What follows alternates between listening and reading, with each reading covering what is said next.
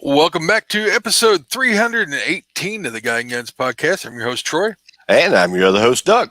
We use this podcast to talk about guy guns and the responsible Christian gun owners' interest. On this week's show, we'll be talking about hams and comms, or hams and ham and cheese, ham and Swiss.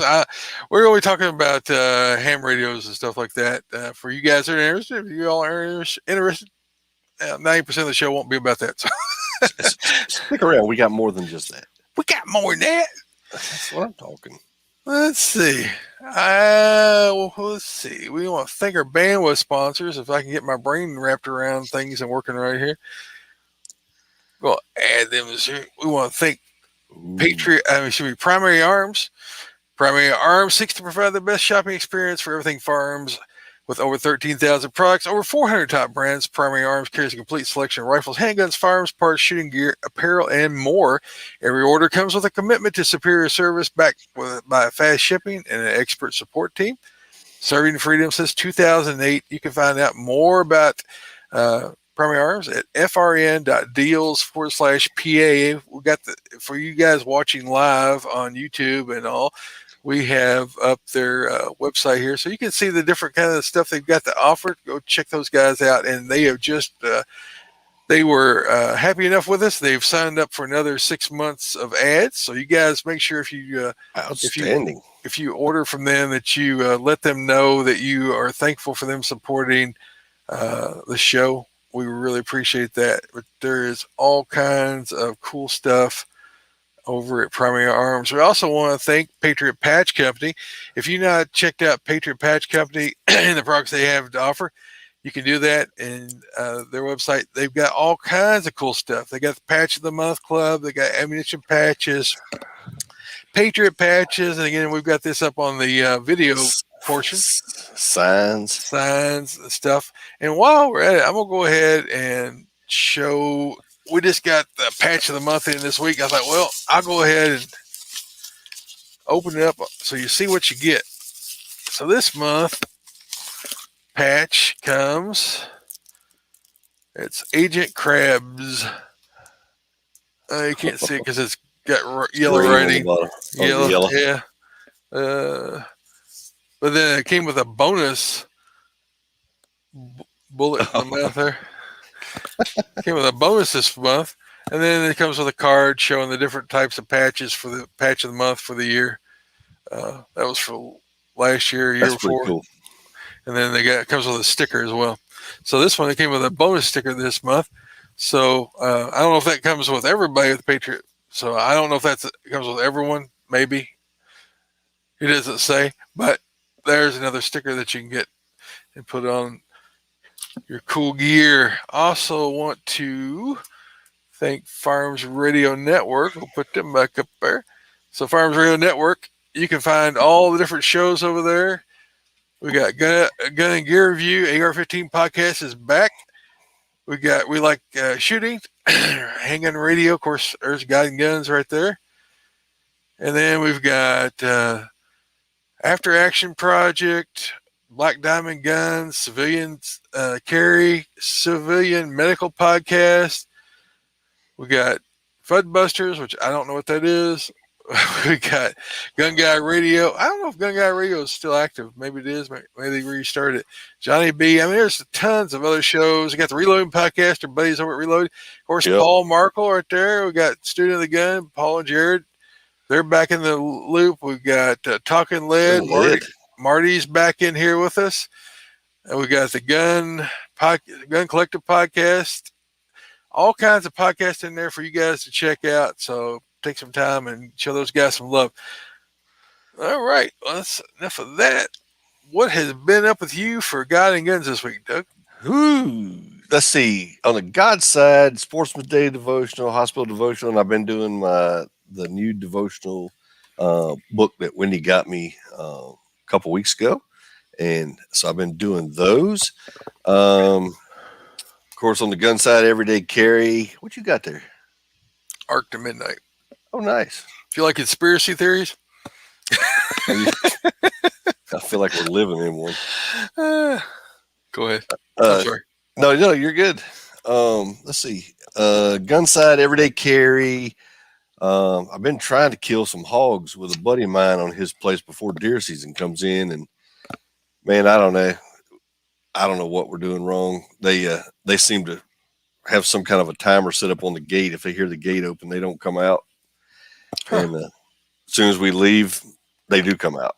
So we're going after them again tonight. They are smart. Well, they're not.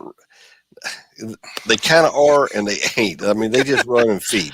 They eat corn, massive amounts of corn, and they just run around all over the place. So it's a lot of it's luck. I mean, we're getting them on camera. Mhm. We had them pegged like 3 days in a row. Usually, if you get them on a little bit of a pattern, they're pretty easy to predict, knowing they're going to come in at that specific time. Mm-hmm. We were out the other night, and they didn't show up. We couldn't figure out why, so we left. And right after we left, we had a big old bear show up on camera where we were sitting. It's like, well, that could be part of the problem.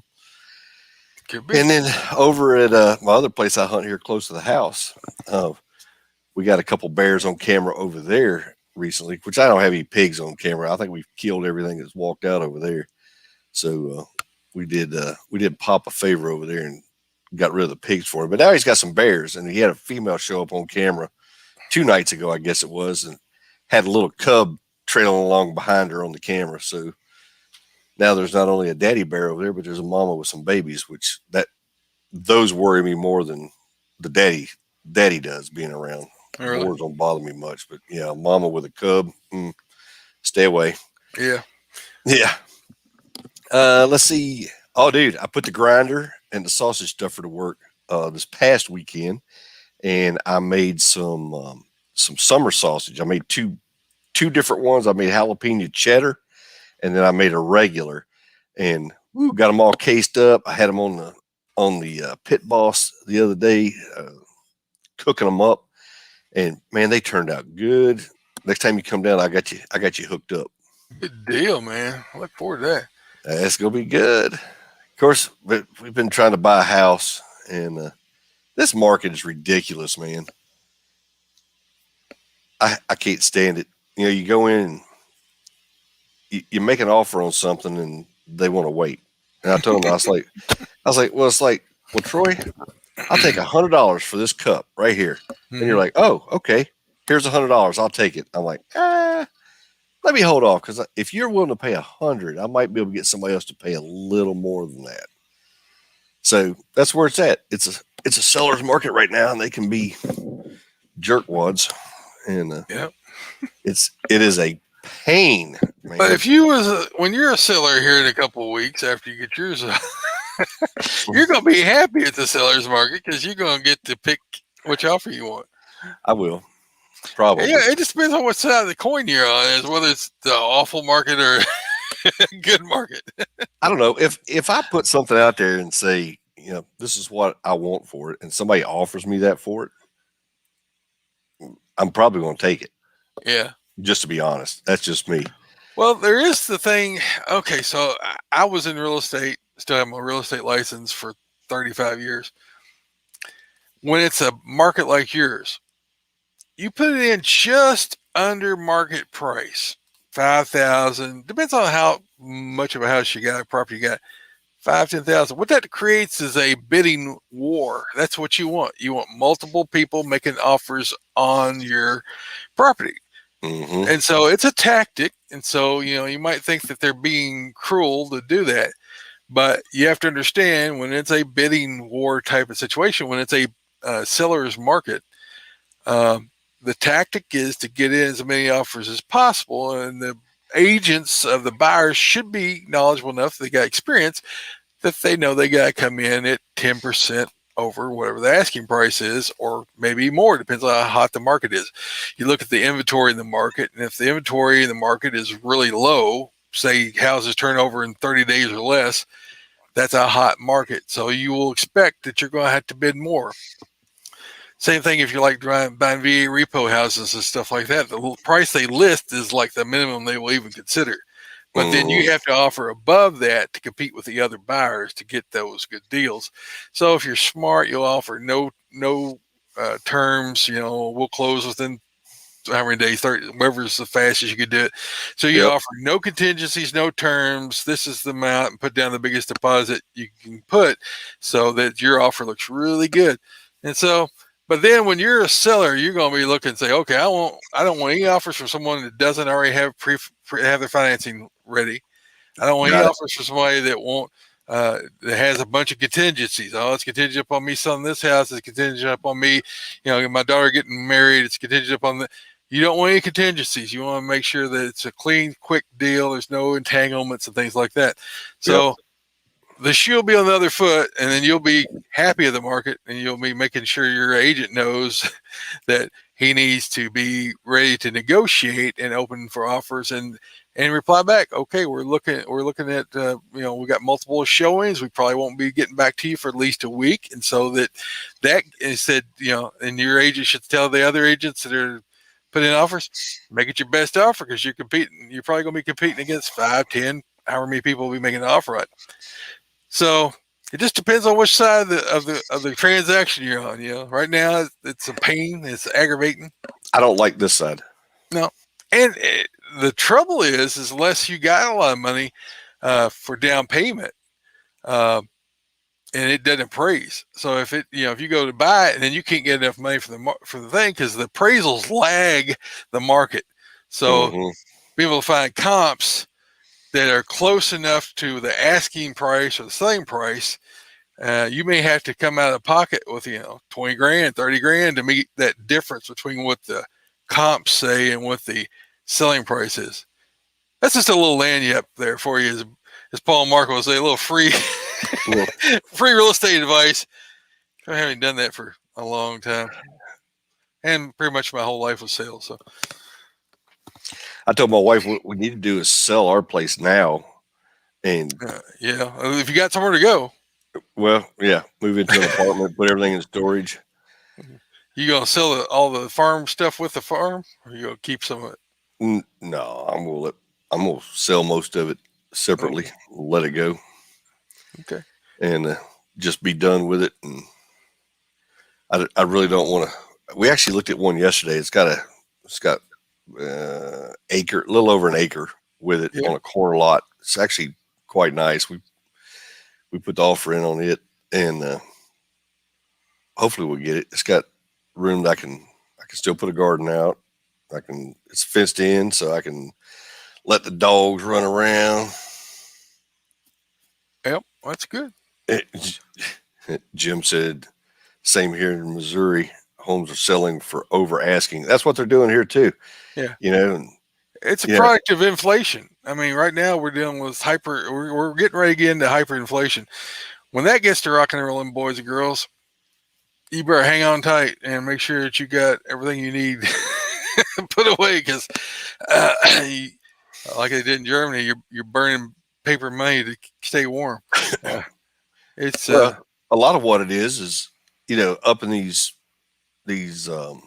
Democrat-held states, New York, up there where they're really expensive living, people are selling out, making crazy money, and they're coming down here, and they got a lot of extra cash to throw at something. Cash. Same thing from California's been doing that to all the Midwest. So Texas. California's been doing that to Montana and Idaho and Wyoming and Colorado and Texas. They've been doing that. When you flee a red state, don't bring your voting habits and ruin the state you're moving to. All you're doing is burn your own house down like you did in California.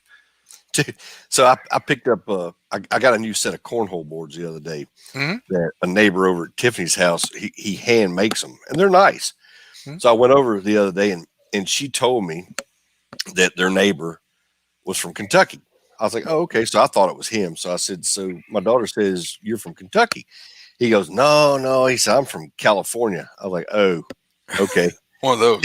He's like, oh, no. He said, I didn't come down here to change, Georgia or none of that stuff. He looked at me, he goes, I'm probably more conservative than you are. I was like, I doubt it, dude. I doubt it, seriously. But okay, you can say that if you like, if it makes you feel better in the end, but it's probably not possible. California was a conservative state until they just opened the borders up of California to let all illegals in. Yep. And that's what took that state down, when you just abandon your borders and abandon your schools to that. It's just it's happening everywhere. It's not just California. I mean, they're flooding the Mhm. whole. I mean, Biden's flying in illegals all over the country and putting them in different places to change the demographics of the voting block. Of That's what course. they've been doing for the last 20 years. Important people from not important, but importing people from lots of these third world countries to bring down the voting power of the American patriot. Is that all you got against stuff?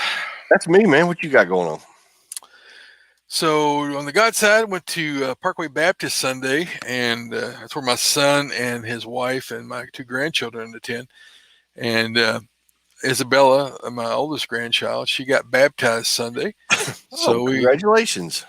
thank you. We got to enjoy going to the baptism and seeing that, and hearing my friend Dwayne Gibson preach. He's been preaching there probably about 6, 7, 8, longer than that, I guess. He left about the time we went to Glasgow. So I guess he's been there 11 years now, maybe 12. So their church is growing, doing well, have 2 services, and packed house. So it was good to see a lot of people I knew there as well.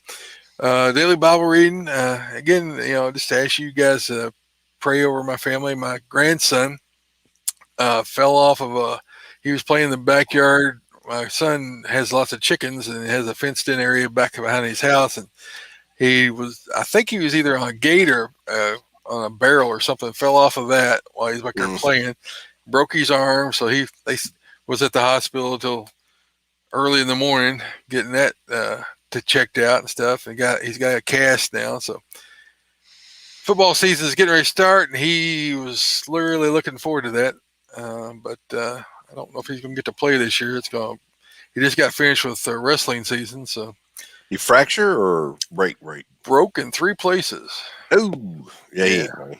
Yeah, I don't think he'd be playing. It'd be at least 6 weeks, and that's if you're not out banging heads and skulls on the football team. Mm-hmm. Kids' bones grow back pretty quick, but I don't know if they want him playing football this season.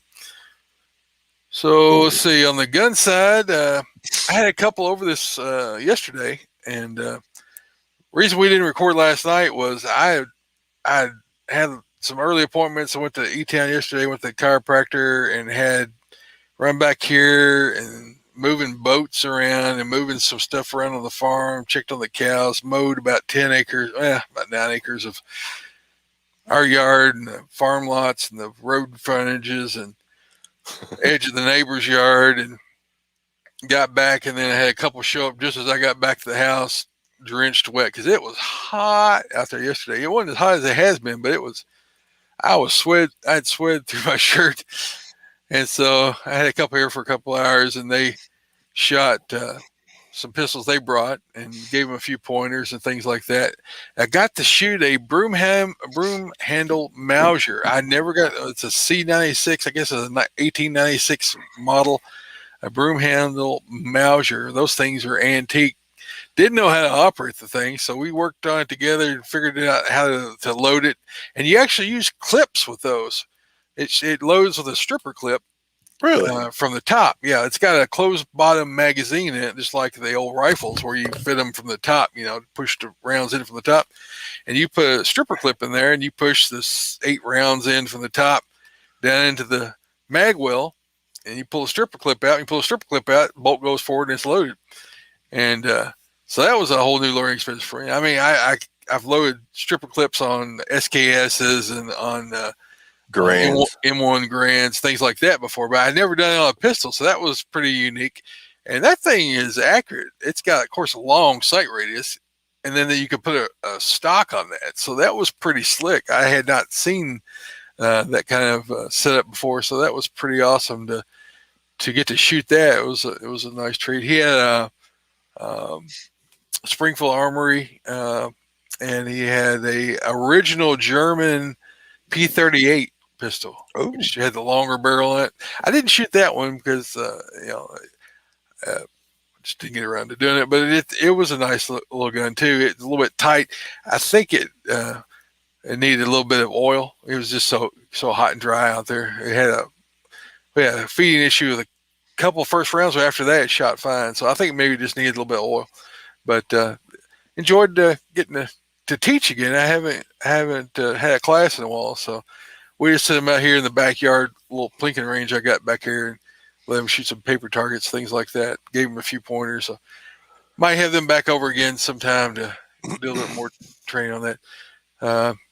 The squats, man, are killing me. I've been doing the squats, and I'm up to 60.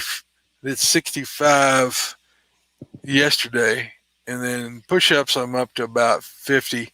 I'm not able to move up as fast as I wanted to because I'm trying to keep my form.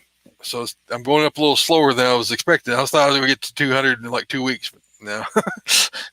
And I tell you, going up and down steps, man, I'm just doing the shaky.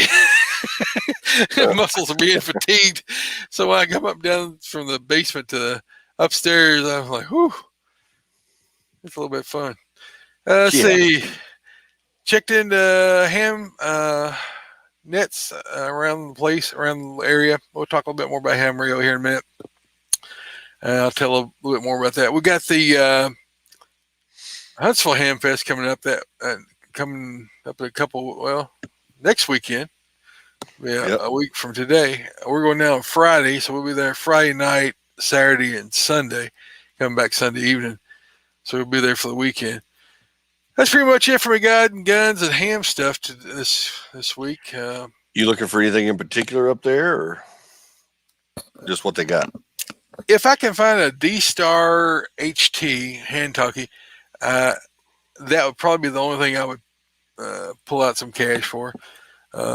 If I see a modern one, I don't want. Well, modern's a relative term. If I see one that's in good shape and not been beat up, if I can find a Kenwood or the Kenwood HT, I forget what model number was the previous one.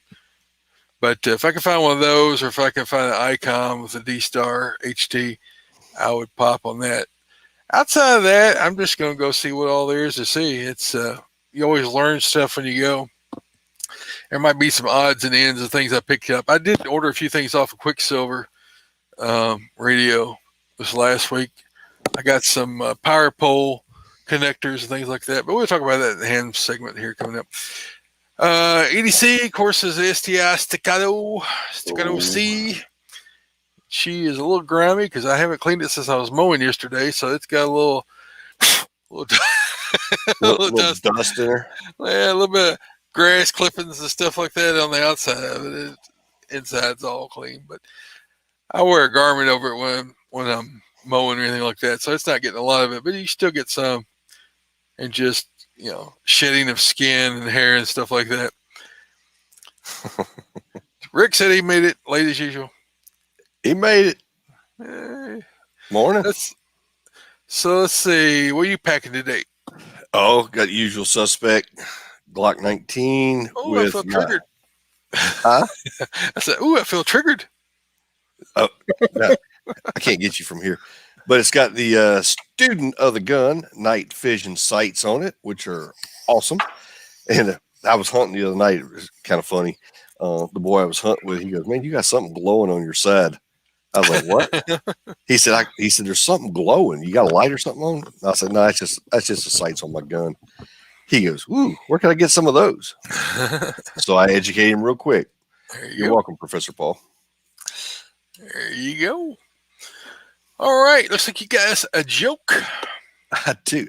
I don't know if I've told this one before or not. Who knows? I made you gun shy. When I read it, I laughed because I don't remember ever telling it. I don't remember hearing it, but I thought it was pretty funny.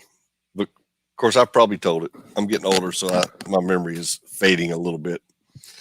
So I decided to go on to and go back to some. You've told it before. No, I have not. Yep. Have I? Yep. Go ahead. Oh, well, you tell one then. It's been a long time. Has it? Yep. It's still a good one. Maybe somebody on here hasn't heard it before, so we'll see. So anyway, I'm going back to blonde jokes too, by the way. I know Crystal will love that. So a blonde wanting to earn some extra money decided to hire herself out as a handyman type and started canvassing a wealthy neighborhood. She went to the front door of the first house and asked the owner if they had any jobs that she could do. Well, you can paint the porch. How much will you charge? Blonde said, how about $50? The man agreed and told her the paint and the ladder that she might need was in the garage. The man's wife inside the house heard the conversation, said to her husband, does she realize that the porch goes all the way around the house? Man replies, she should. She was standing on the porch. Short time later, the blonde comes back to the door to collect her money. You're finished already? She said, yes. And I had paint left over, so I went ahead and gave it 2 coats. Impressed, the man reached in his pocket and pulled out $50. And by the way, the blonde said, that's not a porch, that's a Ferrari.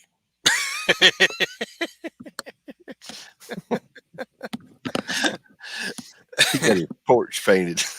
Yeah, that's a good deal painting a Ferrari for that price. $50. Hey, dude, so I saw this and I kind of laughed a little bit because the other day, my office where I work is right next to Firestone. And there was a dude brought his Porsche to Firestone to get some kind of work done on it. He wasn't getting tires. He was getting work done on it.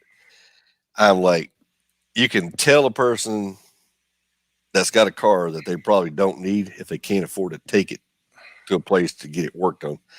I wouldn't take much of anything. If you work at Firestone, I apologize, but I just know the one that's next to us. And if it was I took my Wendy's car in one time to get some tires on it. Wound up costing me $1,700 because they did something and shorted something out in the computer. And they actually wound up, after I argued with them about it, they actually wound up paid for it. So, because they realized they did do it. But I was like, I said, it's just tires, fellas. It's just tires. Wow. That's crazy. But it was a nice Porsche. It was sitting there. I was like, that's pretty. Maybe somebody worked there. No.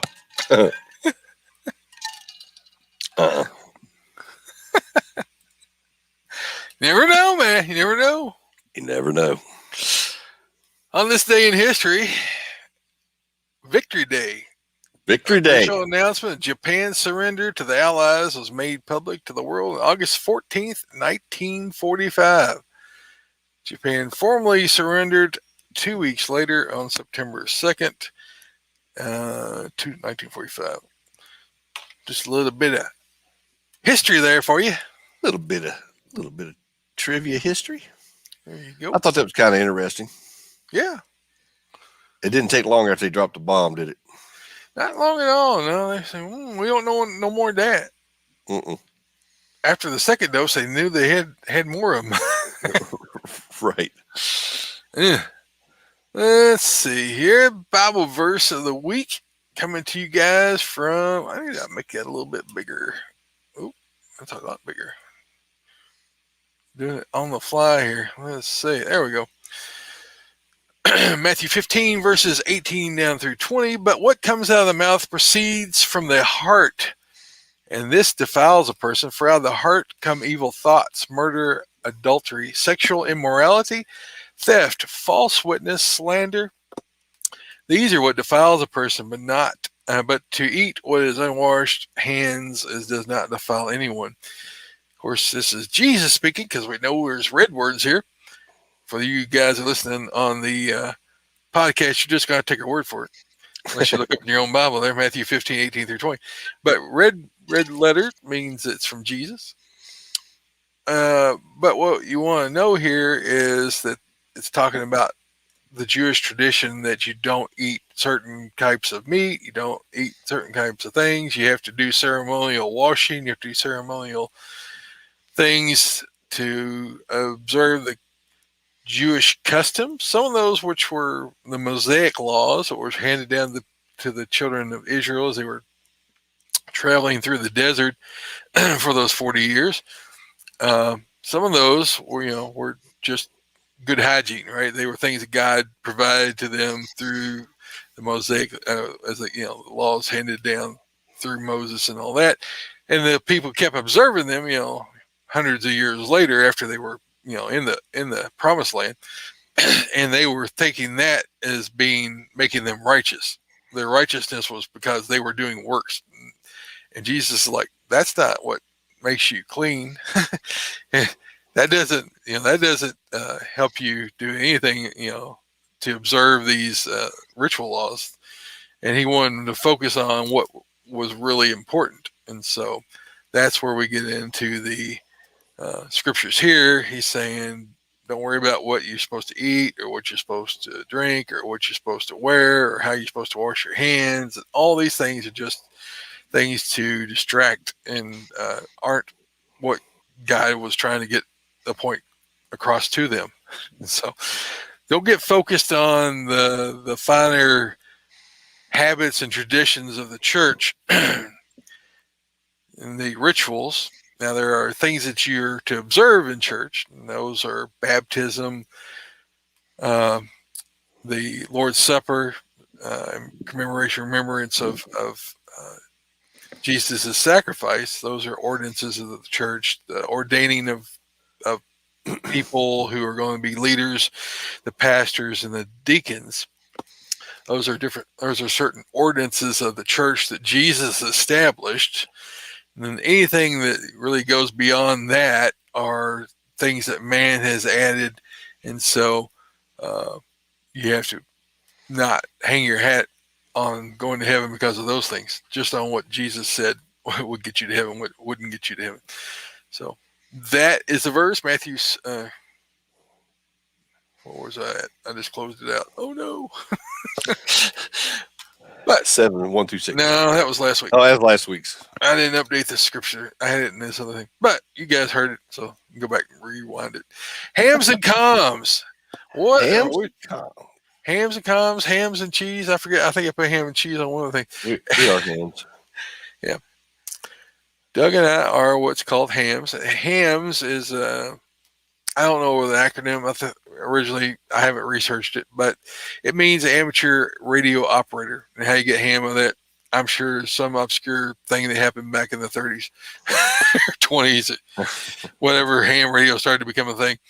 But it's the ability to communicate via radio. And so I've got FT3, Doug's got an FT3, a little Yaesu. And so this little radio can transmit as far as you can see on the planet. So if you're up on a mountain, you can transmit line of sight to anywhere that you can see, unless there's a building. Anything in between it can block the signal. So right. Buildings, forest, mountains. So line of sight. They're only 5 watts maximum. You can turn them down to like a half a watt. This one, I think you turn it down to a half a watt, 1 watt, and 3 watts. I think it's 4 seconds. So like a half watt, 1 watt, 3 watts, and 5 watts. So like when I'm transmitting to, it's a digital radio. So I'm transmitting to my base station here, which is a digital setup. It runs on Wires X. There's so many things about ham radios. We couldn't describe it all in a month or a year. There's so many different aspects, but basic comms is you get your license. A tech license will allow you to operate a radio like this, and you can operate on HF, and that's the lower frequencies. These operate on 2 meters. And so when you're talking about what bands, you're talking about the wavelength, the length of the wave of the band. And so a 2 meter is 2 meters. So it's, 40 inches, 39 inches times 2. That's a 2 meter wave, right? And then a 440 or a 70 centimeter. And the way they say 440 is that's the frequency range. The 440 range is where your 70 centimeter long range. And so those are smaller. So the smaller waves transmit short distance well. they transmit well in like cities where they can go through windows. So the things that block radio signals are like you can go through a window or you can go through between beams and stuff that don't take out the signal. The material, metal, will take away your radio signal. So if it's a metal building, you probably won't get through it. Concrete structures, as long as there's not steel rebar in there, it'll go. For steel rebar, then it's like a metal cage, right? Goes around it. But stick and mortar buildings, things like that, brick and stuff, it'll go through those things pretty good. 440. The bigger the wave, the more it gets blocked. So if you're going to transmit long distance, you're going to need to get your antennas way up in the air to get further propagation, to get further out.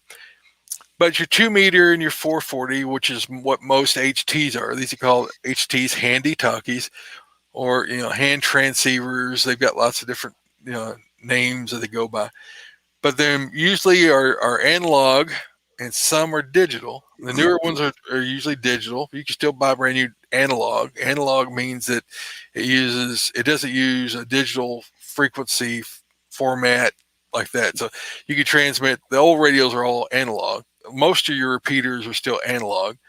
The newer ones with like fusion. So these are different. Yaesu has a proprietary product called Yaesu System Fusion. ICOM uses D-Star, and Kenwood also uses D-Star for their digital network. And then you've got a lot of different radios use DMR, and DMR was created by Motorola for their business and their police and business and security type radios. And they have what's called code plugs, and they use different color signals. And there's a whole lot of stuff there to learn about DMR. And a lot of people want to get into DMR because it's cheap. You can get DMR radios for a third the cost of a Yaesu or an ICOM. And they're digital. And a lot of people work on that. I've had DMR radios. I have a DMR radio right here somewhere. I think I took it over there to try to program it the other day. I mean, you can get like Main Trading Company has DMR radios. I think they gave me 2 of them. The last 2 purchases I made, they threw it in with the sale.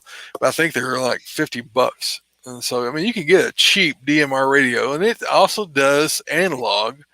It does an analog, and it's a 2 meter 440 as well. But I mean, if I could figure out how to program it, the manual's in Chinese, so I haven't quite perfected my Mandarin yet. But there's a lot of things in ham radio you have to learn in order to use things. But if you are interested in learning about ham, we have a ham club for the Guide and Guns listeners.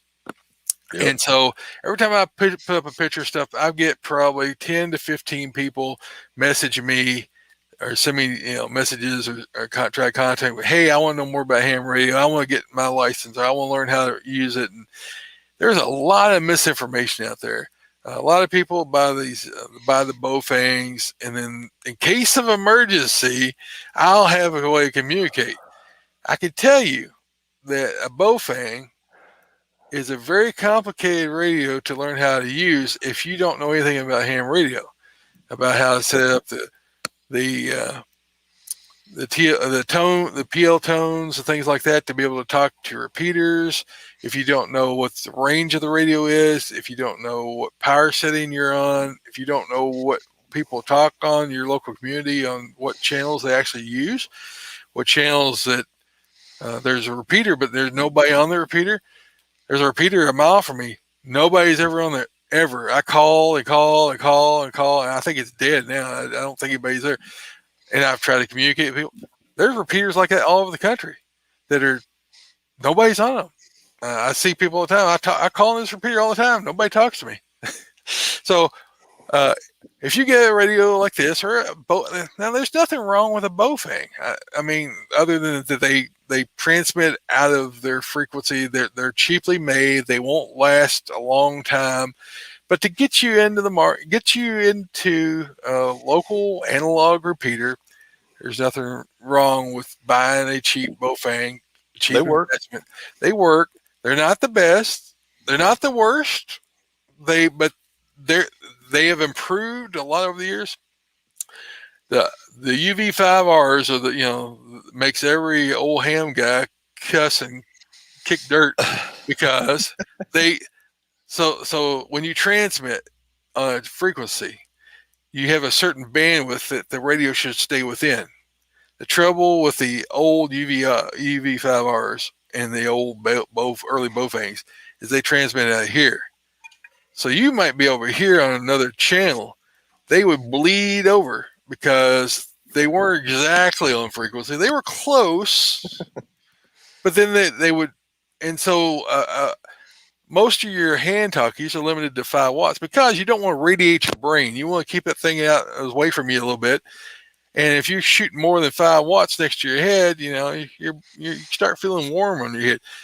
Well, some of the Bofangs will transmit 8 watts or 3 watts. You don't know. You might have a Bofang and you're transmitting 3 watts and you're not hitting anything. Or you might be transmitting 5 watts and, people's steel plates are jerking and twitching. There was not a lot of quality put into a $25 radio.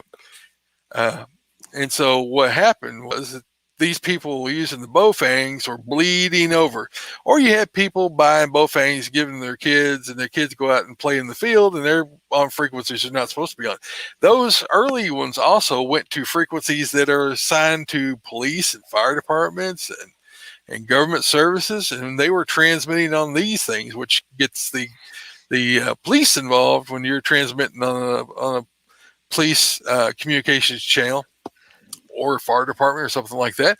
Other things that happen is you got people buying these little cheap radios and they'll go and set them up next to a tower just to be irritants, a jerk, and they'll leave them keyed up. And so what happens is the repeater is locked up until that key is released, which can cause overheating issues for the repeater, because if it stays on constantly and it doesn't have a timer to kick this person off over a period of time, most of them, I'm sure probably all of them now, have a feature to shut down, cool down, and bring it back up. But you got people that are just stupid, mischievous,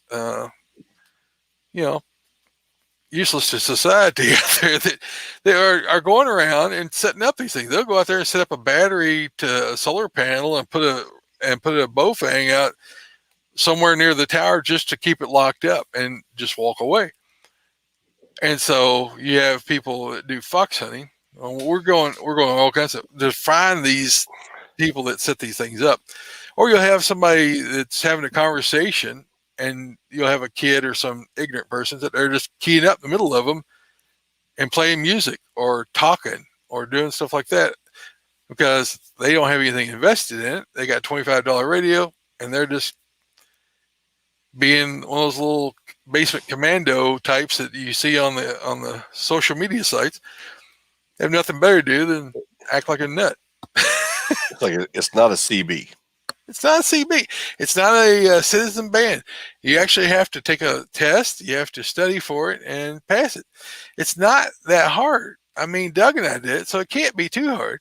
That's what I'm talking about. We're old folks with old brains. But if we can do it, probably anybody do it. I mean, Boy Scouts do them over a weekend. They have a 2-day weekend. They learn how to learn everything they need to know for the test and take the test and pass it, or theoretically. But so why ham radio? Well, I can tell you when I was in Florida a few years ago, and they were burning down these big cities. Atlanta was revolting. St. Louis was burning, and Chicago and all these places are burning. We were on this island there where my parents have a condo in Florida, and all of a sudden the cell phones went out. And there was rioting and all kinds of stuff on the other side of the waterway from where we were at, because it was a area prone to violence and upset people. And so over there, there was looting and rioting and fussing going on. For whatever reason, all the cell phones went out. And I mean, not just the cell service, but the internet gone. And so I'm sitting there 900 and some miles from home with Atlanta about halfway in between. And with my family, I'm like, looks like I might be getting bad here. So I turned on my ham radio and I found a repeater and keyed up and started talking and asking what's going on. And they said, there was some kind of disruption with a substation or something that took out the power to the local radio towers and all that stuff. And they were switching over to emergency power because it's like, ham guys knew what was going on. I'm like, so it's not the end of the world. They're like, no, it's just they had some kind of power shortage or something went out. I don't know if it was from disruption because you could see some fires and lots of police cars on the bridges coming over to this island. And so without that, I would have just been sitting there freaking out. Like, what should we do? What's going on? Because when the internet went out, everything we had to communicate with went out. If you have a relay of ham radio guys, even with just a little HT like this, you can talk from down there on that balcony of that condo where my parents have down there. I can talk 75 miles line of sight because Florida's flat as a pancake. So there's only a few bumps and stuff in Florida, and most of it's man-made. And so you can shoot all the way across vast majorities of the state. I could hear conversations all over the place, and I could hear that, okay, everything's sort of normal. They just have local power outage and it's affected the internet. And a few hours later, it came back on and the cell service came back up. It wasn't no big deal. But nobody has landlines hardly anymore. Everybody just has a cell phone. And a cell phone is a radio. You might think, oh, no, this is a phone. No, this is a radio. It uses radio frequencies to go to a repeater just like this does. And so this one has a shorter range. This one can go line of sight, probably 20, 30 miles if you got good line of sight to your repeater. And, and the propagation is right. And so a couple weeks ago, propagation in the United States was outstanding. We had a lot of solar flares, which affects the way we are able to transmit signals. And so what happened was we had different things like tropospheric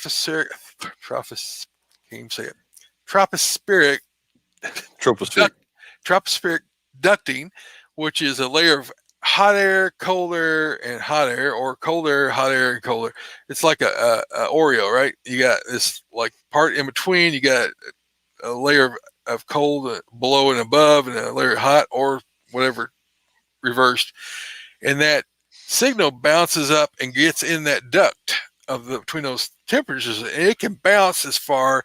Well, I was receiving signals as far as Wyoming and South Dakota here in Kentucky, which typically you transmit maybe in my truck. I can transfer it like 60 miles, just a little bit beyond the curvature of the earth, which is in the 55-mile range, 55 miles, depending on your topography. If you got mountains and stuff, it's different. But if the earth was flat, 55, 60 miles is about as far as you can transmit normally. But because of that tropospheric ducting and the caused by temperature inversions, and also because of all the solar activity, there was the earth has this magnetic field around it.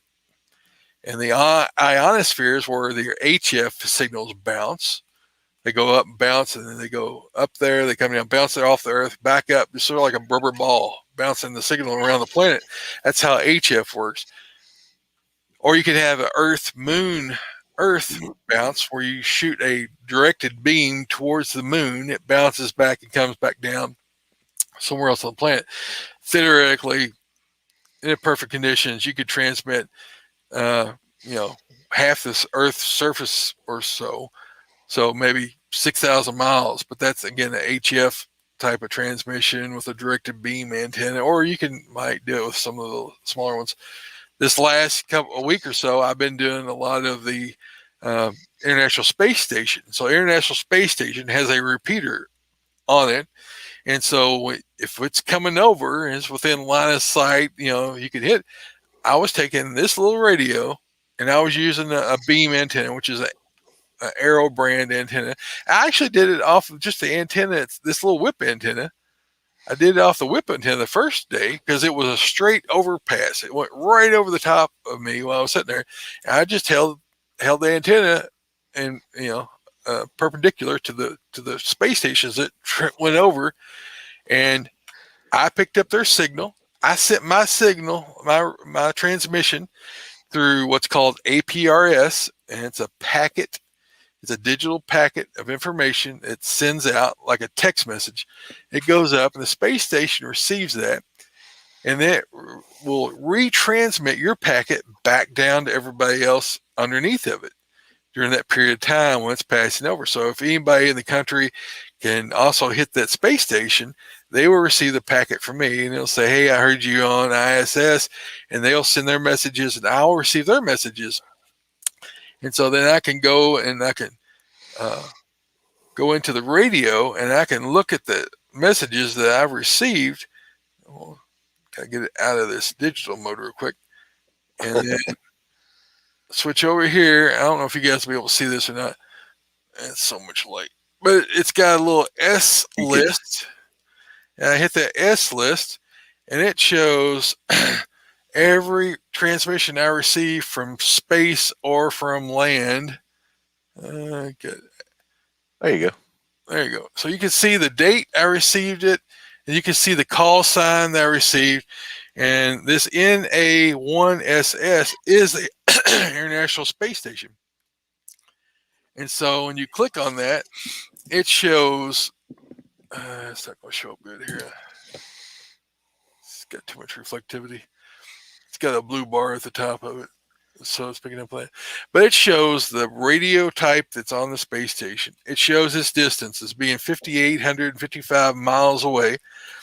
It's showing its course. It's showing that it is the International Space Station, and it's showing the altitude. I can get it, hold still for a second. And the course, and it's got a little map there that shows what direction it was from me when it passed over and how far away it was. So that's something cool you can do. I put up on the social media that I also got a Russian satellite was passing over, and when these satellites pass over, they transmit signals, and so you can see. Hold on a second. That was weird. I just saw something out of the corner of my eye on my security cameras, and it was sort of bothering me there. There's a great big spider just crawled across the screen there. It's like, what in the world is that? Got a dinosaur in the yard. I don't know what that is. All right. So back to my notes. So the basics of ham radio are you get your license. Don't waste time picking out radios, because Americans, we want to buy everything and then do the paperwork later. You don't know what you need until you get your license. Now, if you have a Bofang, fine. If you've already bought your radio, fine. Go study for the test and take it. Once you get your license, don't wait around to get on. I was encouraging Doug to get on his local nets as soon as he got his license, because don't do like I did. First year, I sat there and listened to a lot of people. I didn't talk a lot because I wanted everything to be perfect before I tried. It's a hobby where you're never going to be perfect. Nah. You're gonna be learning every time you do something with ham radio. You're learning something new.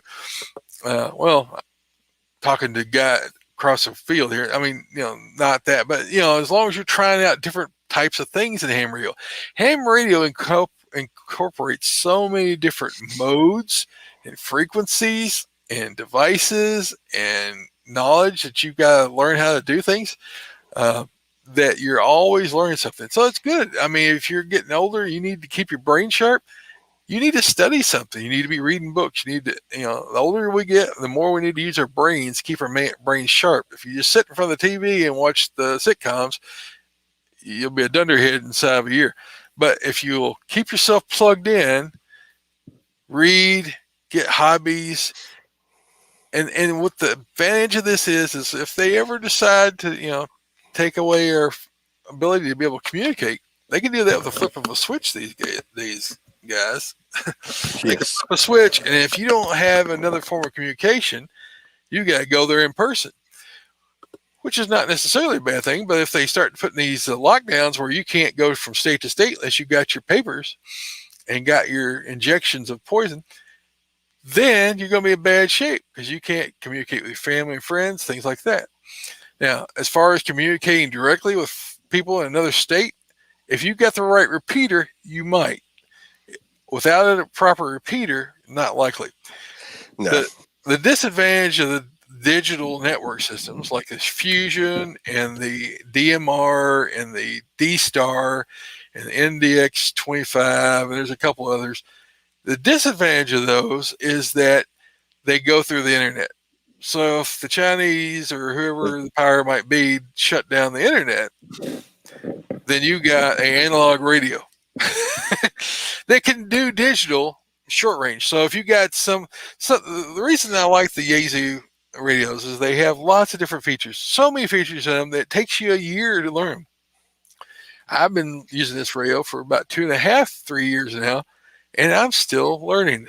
The latest thing I've been learning is about DGID and GM. So DGID is a digital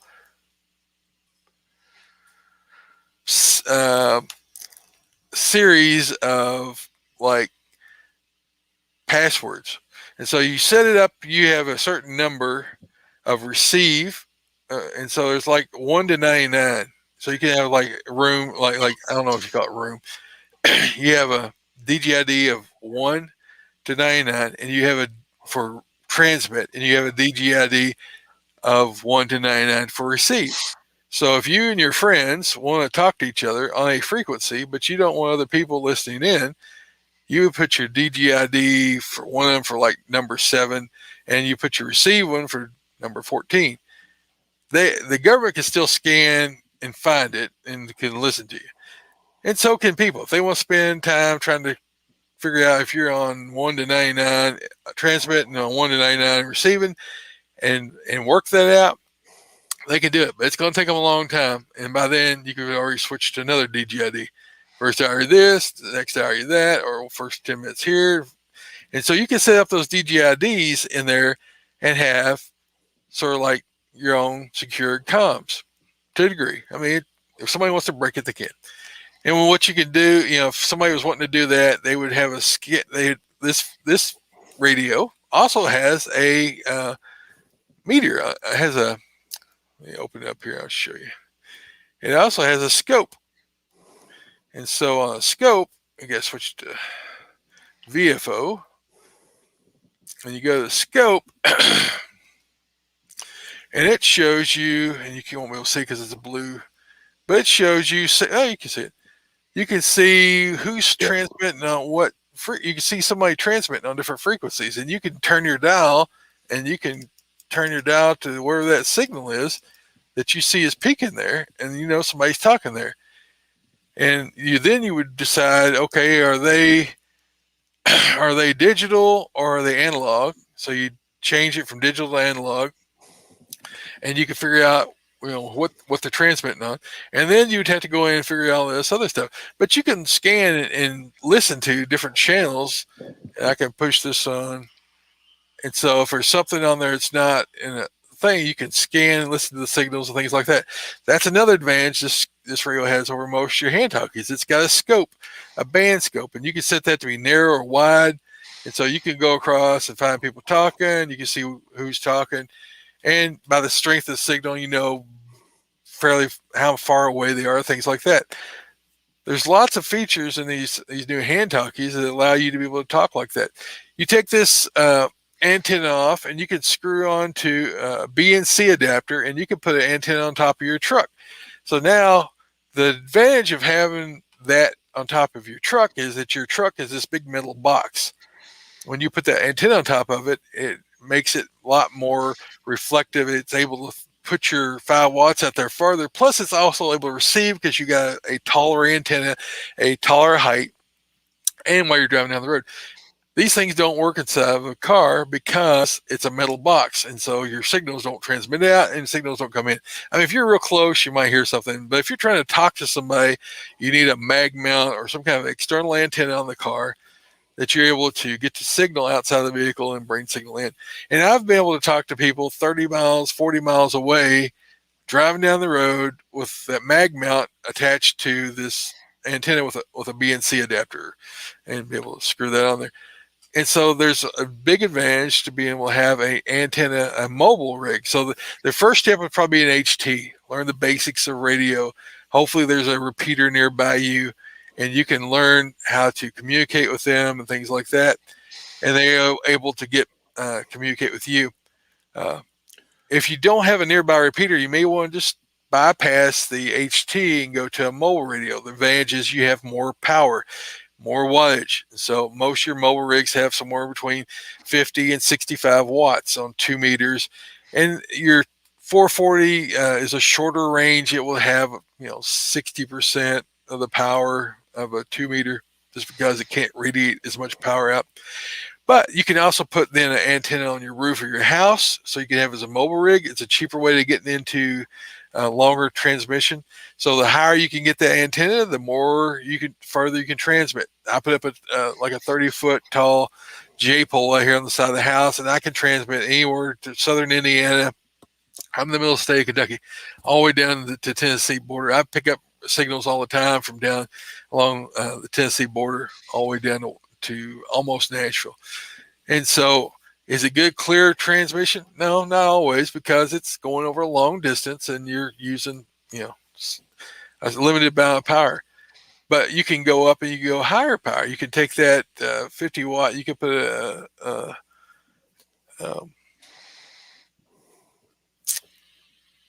brain fart here, but you can put a more powerful transmission on it, and so you can make it higher power. You have a certain, I think 1500 watts or something like that you can amps, go to. About amps.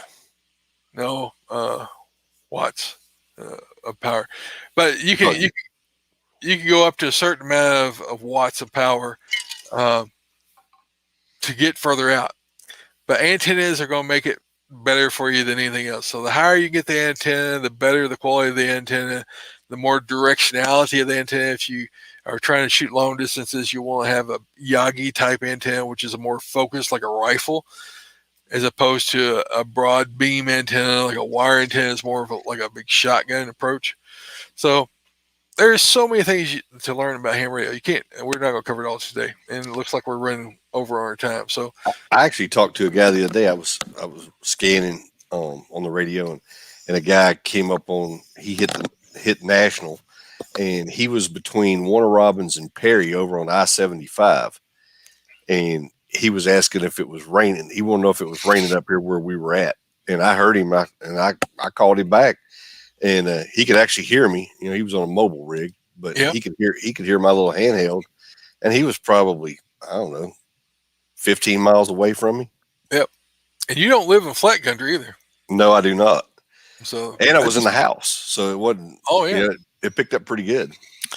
Yeah, I mean, with this little HT, I've told a lot of you guys before. I transmit like 40 miles to a repeater down in near Columbia, which is about 40. If you had to drive there, it takes you an hour and change to get there, to drive there. But as far as line of sight, 40 miles, somewhere in that range, from the front porch, I can actually, in the basement of my house, I can hear them talking, but it's not enough to power it from the basement out. I could be sitting here at the desk and someone keys up on that Columbia tower, and I can hear it because that tower is 850 feet in the air above wherever the ground level is. So it's probably, so the higher the tower, the more able you're to communicate. So if you got really tall repeaters around, they're on top of mountaintops or something, you transmit a long ways.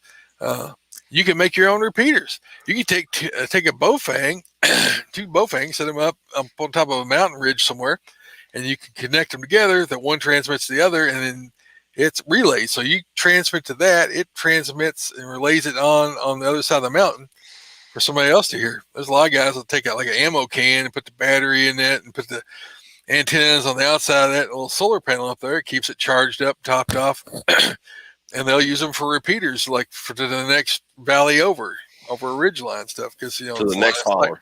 The next holler.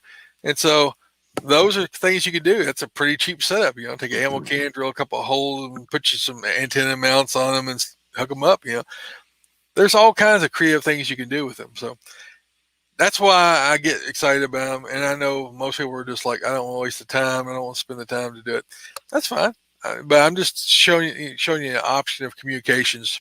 Exactly. And so, if you don't want to get a license, you can go out and get you some FRS radios. Just give them to your neighbors, or get your neighbors to get some FRS radios, and just check in with each other once a week. Say, hey, every Saturday morning at 7 o'clock, let's all talk to each other. In case there's ever a power outage or problem or something like that, we can check on each other. The phones go out, internet goes out, whatever.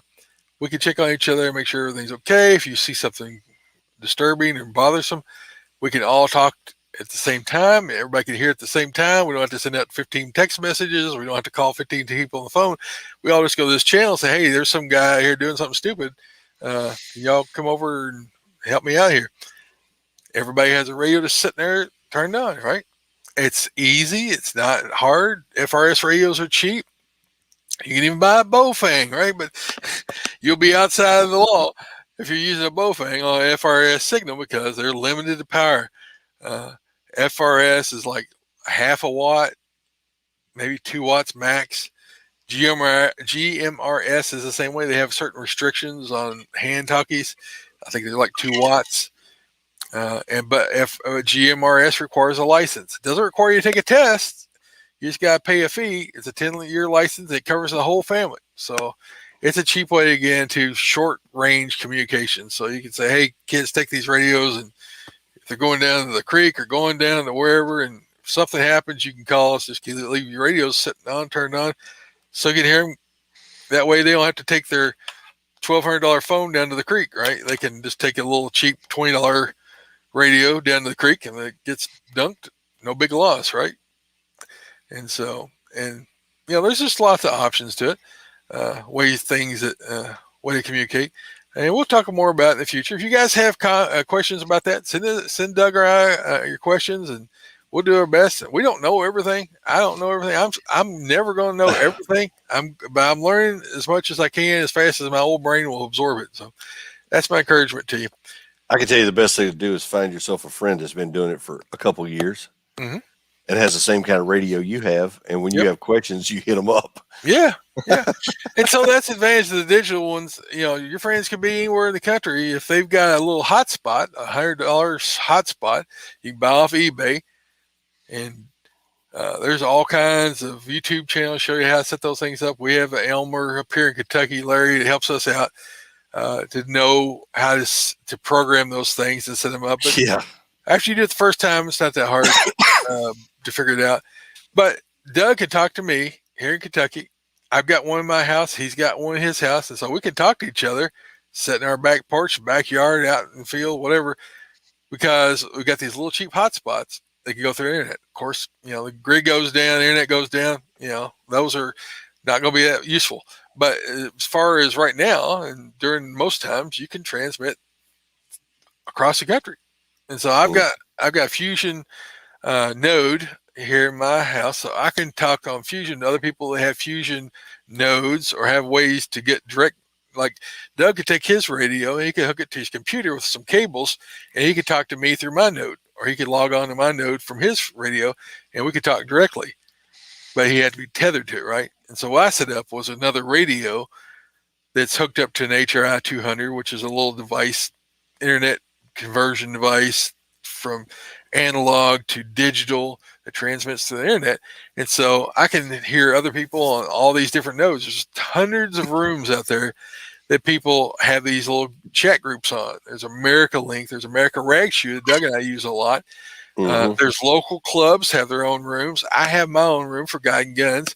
Nobody comes on it yet because I don't even think anybody but maybe John has got it set up where he could do that to connect to my room. If you got local repeaters around you that are YSF, which is Yaesu System Fusion, you can log in through that and you can direct the room to come to my room. And you can change that. You can change that from your radio. You can select, okay, I want to go to this room, and you take the repeater and you redirect it to go to another room. Now, some clubs will let you do that. Some of them won't. It just depends on your local club and whether or not they'll let you do that. And then usually they have a timeout thing. So after 20 minutes of non-use, it switches it back to the default room, stuff like that. We can talk about this stuff forever, but show's going a little bit long. We're going to go ahead and get into Armistice, and let's first we want to thank again Primary Arms for sponsoring the show. We also have patches and stickers you guys can buy. There's links on YouTube, not YouTube. There's links on Facebook, and you can find us there. Also, we have a Subscribe-Star account. You guys have been really great to us and asked us to set up a Subscribe-Star account after Patreon kicked us off. So if you want to know how to donate to the show to help fund the cost and stuff like that, you have subscribestar.com/God-and-guns. And then you got a couple, then we got the Arm System. Hey, next one is PowerTac lights. Hey, if you're looking for a bright light for a weapon, just having in your pocket for everyday carry, or you want one for a headlamp so you can get on and go hog hunting like Troy and I do, and have something to light the woods up for those nope ropes that are laying around in the woods and stuff that you just don't want to see. Nope ropes. That's it. Nope. So go check our buddies out at PowerTac.com. Hey, use the promo code God and Guns. If you find something you like, which you will, they will give you 40% off of anything that's out there. Now, obviously, if they're giving a 50% discount, they did it for a little while. They were letting us get our discount too, but they caught on that pretty quick. So if you get 50% on the store, take that. If it's not on sale, take your 40% through God and Guns. Also, Crossbreed holsters. Hey, if you're carrying a gun in your vehicle, on your person, your wife's got one in her purse, Crossbreed makes a holster for you. So go check our buddies out at crossbreedholsters.com. Use a promo code over there, GNG. They'll give you 10% off for just listening to the show. And they are the most comfortable holsters you will ever wear. And let's face it, if you're carrying a gun and it's in a holster that is uncomfortable, you ain't going to carry it. So go check them out, crossbreedholsters.com. Carry the cross. This week's Armed Citizen, what we got? This week's Armed Citizen comes to us from Cleveland, Ohio, and a 39-year-old male was shot and killed by a 22-year-old woman as he tried to force his way into her Cleveland residence on Thursday, August 5th. In the incident report called an attempted burglary, the man who lived in an upstairs portion of a split home attempted to force his way into the downstairs unit at 9:30 a.m. The woman armed herself with a gun and fired at the intruder, striking him once in the head and killing him. Police announced that the 22-year-old woman has been released pending further investigation into the shooting. And that come to us from News 5 Cleveland. Cool deal. You know, that's something I noticed yesterday. Every time I teach a concealed carry class or teach people how to shoot pistols, inevitably women will shoot better than men. And there's reasons for that. They take better instruction. They listen and they follow instruction. Probably the number one reason. And they do it the way you told them to do it instead of doing it the way that you think you're supposed to do it as a man. Men are too worried about trying to look cool and look like they know what they're doing when they don't, and are not humble enough to say, I don't know what I'm doing, help me, and follow the directions. Men want to try to be a macho. And I was the same way, guys. I'm not saying anything about men that I didn't myself, because I grew up, my grandfather taught me how to shoot from the time I was 3 years old. Mm-hmm. Both my grandfathers took me out shooting rifles, and then we started shooting pistols when I got a little bit older, 7 or 8 years old, when I could hold a .22 pistol and hit something accurately with it. And so I learned how to shoot cup and saucer. I learned how to shoot one-handed, or like the old timers would shoot pistols. it's a different way of shooting a defensive pistol as opposed to shooting a revolver or shooting a target pistol or shooting for hunting or things like that. It's a different type of shooting. It's stress induced and it requires you to be mobile and moving. Whereas, if you're just shooting at tin cans in the backyard is one thing. You're shooting and moving and trying to be accurate. It's different. And so you need to learn those skills from someone who knows how to teach you those skills. And so if you guys haven't got training, go get good training and shut your mouth and open your ears and listen to what they have to tell you. Because I had to be beat over the head multiple times by Eric Dean, our friend Eric, about I had horrible habits that I'd learned from shooting the wrong way for defensive shooting. If you're shooting tin cans in the backyard, you're not worried the tin cans are going to come cut your throat or stab you or shoot you, right? Right. So you're shooting differently. So get training. This woman shot the man in the head. Great. That doesn't happen often. Most of the time, there's lots of rounds fired and stray bullets get hit, and even cops, even police officers who are supposed to be trained have lots of wild errant rounds flying down range, and they have a impact of like 17% fatal shots out of however many rounds they shoot because you don't train regularly. They're shooting at night a lot of times. If you don't train to shoot at night, it's a totally different world trying to shoot something at night as opposed to shooting something the other day. I know we're going way over on this show, but hopefully you guys are okay with that being a Saturday morning. But make sure that you get trained, because I'm telling you, when the stress comes and it's life or death, you turn into whatever little gelatinous part of yourself that can still focus enough to get the gun up and get it on target and try to shoot. So the more you train, the more muscle memory you have, the more it's just a second type of thing that you don't have to think about a lot, that your marksmanship skills are there, that your draw stroke is there, that your finger, trigger control is there, that you are able to maneuver and move around and shoot. All those things are going to be important if you come into that situation. Because you woke up at 4 o'clock in the morning, out of deep sleep, the sound of crashing glass, busting doors, you're not going to be your best. You're going to be the worst, right? And so, unless Doug and you're already up and you've been had a cup of coffee or Mountain Dew or something. But most people, early in the morning or late at night, whenever people would actually home invade, which is the worst scenario, you're not going to be your best. So you need to get training. And I don't mean standing out on a range and shooting 40 yards at a paper target. I mean, you need to go to a dynamic range where you're using live rounds and you're maneuvering. Yep. You got instructors watching your every move and catching the mistakes that you're making and correcting you. They're not telling you you're a bad person. They're not telling you you're stupid. They're trying to help you find the faults in your draw stroke. They're trying to help you find the faults in the way you hold your hands, your support grip, the way your feet are placed, the way your body is placed, the way you're moving about, the way you're putting your holster up, that you're being safe, putting your gun in your holster when you're taking it out of your holster, your draw stroke, how you pull your shirt up to uncover. All these things are stuff that they will teach you, and then you have to practice. And I'm preaching to myself here. We go to classes, and I'm an angel for 2 weeks, and then 3 weeks, and then all of a sudden I don't practice as much. So invest in training.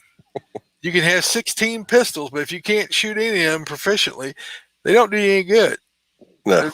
They're just something that your kid's going to do something with once you die, or the criminal's going to steal after he's taking you out because you don't know how to shoot the gun.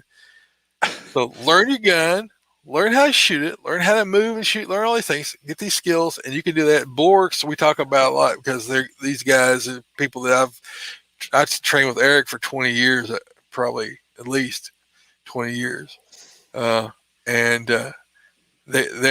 will come to you. If you got enough students, they'll come to you. You have them come to your farm, you have them come to your range, local range or whatever, and put on a class. They've been down to Red Hill Range down in Georgia. They're up in Indiana, somewhere up in Indiana, doing a class in a couple of weeks. They will come to you and they have great instructors that have lots of experience and lots of classes behind them. They're patient. They're not rude. They're very friendly. They are great people, and you ought to check them out. And that's just a free plug because those guys are awesome. They You are. what you getting ready to tell me? I was going to say, when I went and took that carbine class with them, for 3 weeks afterwards, my wife couldn't understand why I was angling into the bedroom at an angle, bouncing off the corner of the door, clearing rooms. Yep. Right after you come back from those, man, you're on fire. And it's good. It's good, to get new information because what you watch on TV is not reality. No. It's unreal. I watch these guys, even a lot of these guys, they have their own YouTube channels, fingers on the trigger, run around, covering muzzling each other all the time. And the classes, this is inevitable in any pistol class I've ever taught. People will muzzle you because they don't think about the gun being deadly when they're packing it around. Even when you have it in the case, you need to know which way that muzzle's pointing. You need to make sure that case is pointing where the muzzle is not going to be pointing at somebody. Yep. And needs to be pointing in a safe direction. So when you bring your gun out of the car to the range, you need to make sure it's always pointing in a safe direction, not pointing at somebody.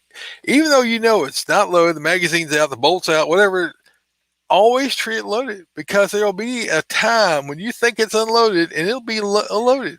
I can tell you, Doug's probably had experience. I've had experience where you think a gun is completely unloaded and you go to put it up or clean it or something and you check the chamber, like, there's a round in there.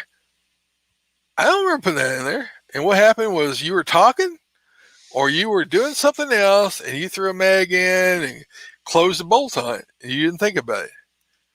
And that gun's been walking around loaded, And so if it's on you, it should be loaded.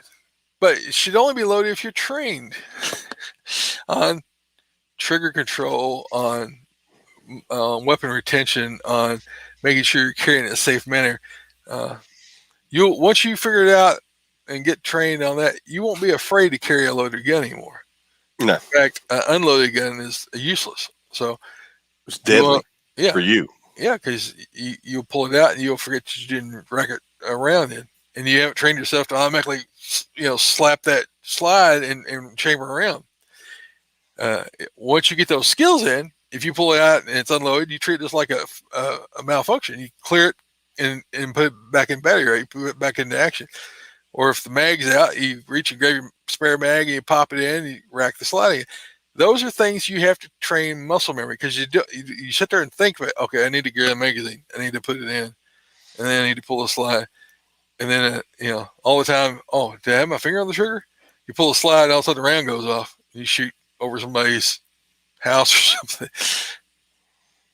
There's lots of people get killed because they're not properly trained. They buy a gun thinking that just having the gun is a talisman, and they go out and I've had people come to the range. I've been shooting for 60 years. They want to get their license. Good for you. Let's make sure that you're safe. Let's keep that weapon. It's already loaded. Like, let's put that gun down then. Let's keep it in a safe position. Or they want to pick up somebody else's gun, or they want to, no. Let's be safe, and you got to go through the motion because we want to be into the class as they always say, the bulwarks. We want to leave with the same number of holes in our head and the same number of holes in our body we started with.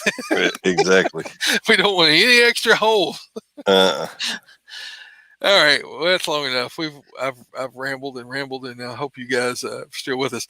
If you got questions again about ham radio, let us know. I had a question about 5.56 and 2.23 from someone this week, and I won't mention the name, but they were asking, can I shoot 2.23 and 5.56? Yeah, you can, but it doesn't properly line up in the chamber because the angle of the brass is slightly different. The thickness of the brass is different. The 5.56 is a little bit thicker brass than a 2.23. You shouldn't try to shoot a 5.56 and a 2.23 because of higher pressures. You might get away with it, Well, you might not. So don't. And most likely it's going to jam because, again, the angles, it probably is not going to seat all the way into the chamber because the angles are slightly different. If you want a gun that will shoot both 223 and 5.56, you get a 223 Wild, WHYLE, Wally barrel, and they will shoot either or, and they do pretty good. I mean, what you do is you lose a little bit of consistency or accuracy, not much. I've got a Falcor that's a 223 Wild, so you can shoot either bullet. It'll feed, it'll shoot, and I've never had any trouble with it at all. But if you're got a 223 barrel, make sure you're shooting 223. And if you got 5.56, it's best that you shoot 5.56. Although you can shoot 223, it is a thing that you can do. I actually did that at when we shot hogs. I used a 223 hunting round, hog round for that in the Axelson 5.56. Mm-hmm. And it worked fine. But we're shooting 60 yards, 55, 60 yards, something like that. Yeah. But if you're shooting 200 yards, you'll see the difference. 300 yards, the longer you go out there, the more inconsistencies you'll see when you don't have the proper. And if you're reloading, it will flare out your mag. Flare out your cases, resize them to a 5.56 dimension because that brass will expand out. Way off subject again. All right, we'll wrap it up. Send feedback to Troy at GuyGunsPodcast.com or Doug at GuyandGunsPodcast.com. Please tell your friends about us. Leave us an iTunes review. Like us on Facebook at Facebook.com/GuyGunsPodcast. Subscribe to us and follow us on YouTube. Hit that notification bell. We're over on Instagram. We have a Wimkin personal page and a Wimkin Guy Guns page. We're on Rumble. And I need to upload some more videos. I just haven't taken time to sit down and do that. We are over on MeWe. We have a website called GuyandGunsPodcast.com. And until next time, have a blessed week.